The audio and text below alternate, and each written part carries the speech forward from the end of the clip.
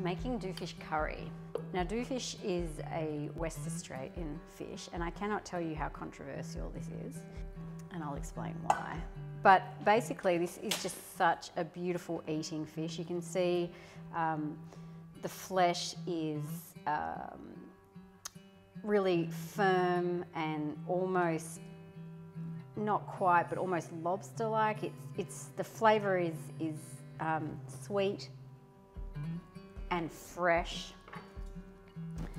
It's not an oily fish, which is essentially why I'm using it. When I'm dealing with fish and, you know, sort of Indian spicing, I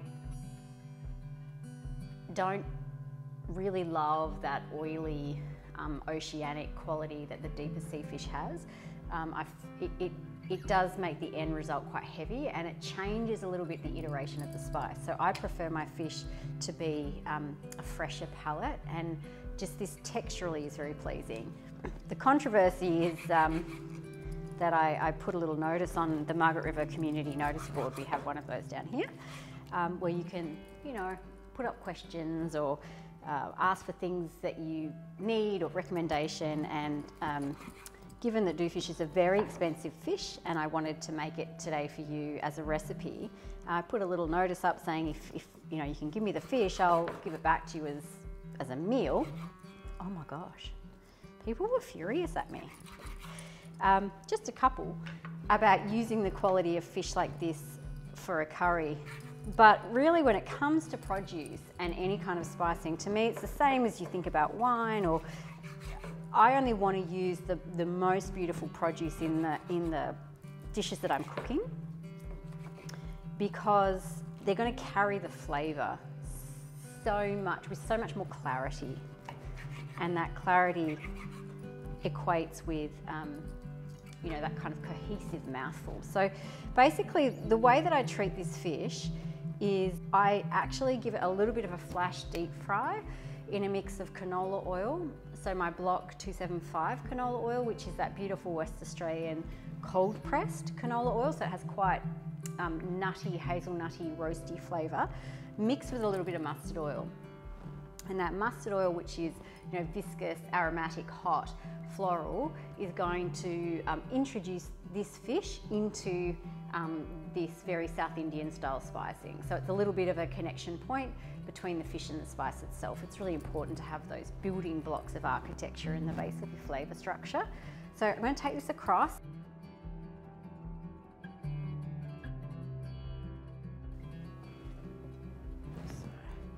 So canola oil. So this is quite thick.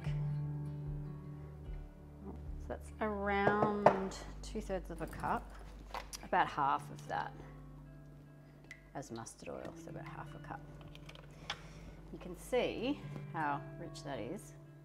So that's going to impart a little bit of flavour on the fish as well. So you just want to give them a really quick browning. Just so there's colour and they firm a little bit on the outside. The nice thing about fish is that it's a lot less intensive than meat. I'm going to clean this board.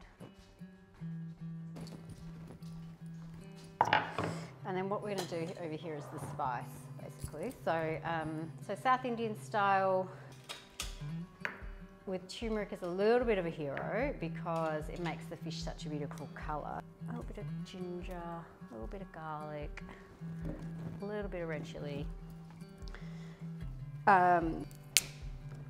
So your very sort of sharp, slightly acidic, astringent flavour, and then finishing it with coconut milk. So basically what we're doing is balancing the creaminess and the richness of the coconut milk out with the sharpness and the astringent quality of the spicing. When you've got density of fat at the bottom and high tone spice over the top, what happens is the produce in the middle, being the doofish, becomes like a sandwich highlight. So the contrast between the fat and the weight of the fat and the height of the spice shows the fish better in between which is why it is not sacrilege to use beautiful fish in a fish curry, because really what you're doing is you're highlighting the produce by clever use of spice and fat. It's not about masking flavour.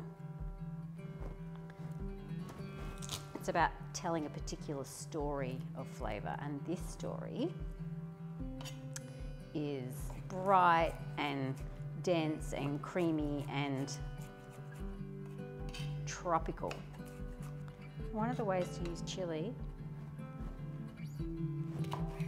just to put it in whole, split it down the middle, and that way you can take it out.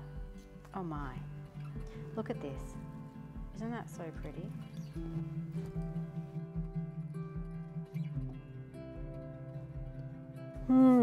Fats. I think we're going to do it in a little bit of ghee.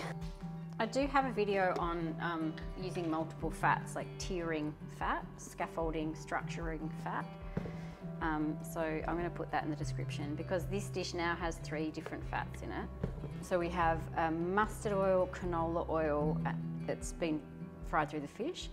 There's ghee, and then there'll be coconut milk, which is also a different kind of fat. So there'll be 4 fats in this, and that's going to help the spices to have 4 different levels. Every single spice will have 4 different levels of communication, because every spice will communicate itself through each of those fats in a slightly different way. So it's very intricate flavour building. If you do want more information, check out that fat video, and it talks more into kind of the nuance of that thought process. Got my chilies in, garlic, bit of bay leaf, ginger. Ginger's a little bit to taste. It'll be nice with quite a bit, so. A heaped teaspoon of a fine pink salt, and then 2/3 of a teaspoon of a fine white salt. Fennel powder, 2 teaspoons. Fennel seed for warmth, 1 teaspoon. We have cassia, which is cinnamon's cousin, but cassia is a lot different. It has a lot more internal heat structure. So when you pair cinnamon with hotter spices, it actually flames, and it becomes like it has a lot of resonant heat in there as well. So this is going to kick through some of that coconut cream. A little bit of actual chili, maybe 1/3 of a teaspoon.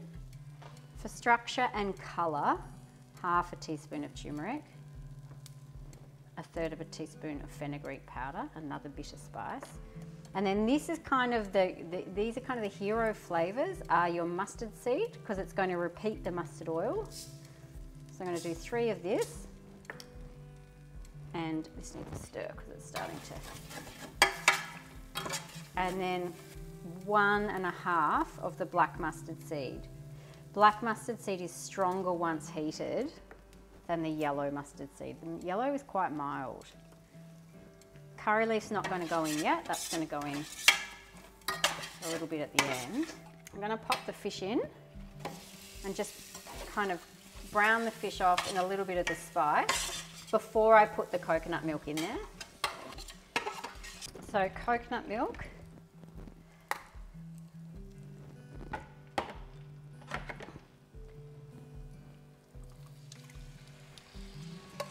The 4th fat.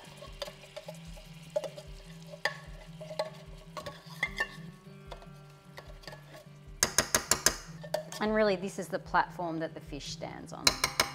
And look how delicious that looks. Look at that. The oil's coming through, see? Oil that we've used to brown the fish is now coming back out into the dish. So that is just delicious. It needs a little bit of cooking time, just on a low simmer, because the fish isn't cooked through. It's had a couple of minutes and it's starting to thicken. So now this is when we're going to put the curry leaf in, okay? Because I do want it to have a little bit of time in. So I'm going to de-skirt the curry leaf. Curry leaf fresh is totally different to curry leaf dried. If you don't have fresh curry leaf and you're going to use dried, use a really minimal amount, like about 10 leaves, because it gets very bitter very quickly. Okay, it's just going to simmer away for a bit. So come and have a little close look because it's done. I want to show you, see the little splits in the oil and the thickening in the coconut and the firm quality of the fish. Oh, this one's a little bit soft still. But starting to break apart, there we go. It's just kind of cooked. So all the signs, and like, don't be afraid to touch your food. You know, meats and fishes, and to learn to feel, you know, that measure of doneness. All right, that's it. I'm turning it off. I'm gonna bring it over and have a little try. Thank you, Shannon, for my do fish, and you are getting this for dinner, but I do need to taste just a little bit of what's going on here. Okay, are you ready? Okay. Oh, that is, I just want to have a bath in that. Okay, it's like the first mouthful, it's really creamy. So the coconut cream kind of cooks down a little bit, and with all those fats that are in there that have released, it becomes this very silken mouth.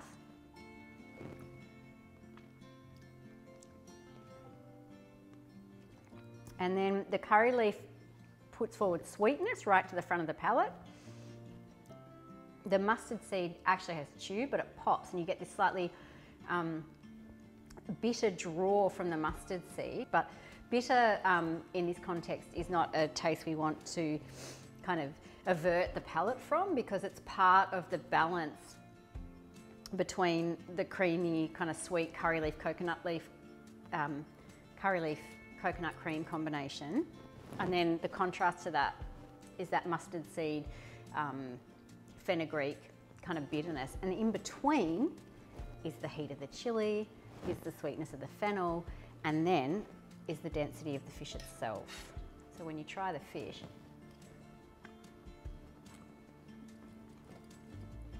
oh, it's ridiculous. It's like exactly what I described earlier, which is the contrast between the fat and the spice actually pushes forward and highlights the texture in the fish, highlights the inherent fresh sweetness of the fish, and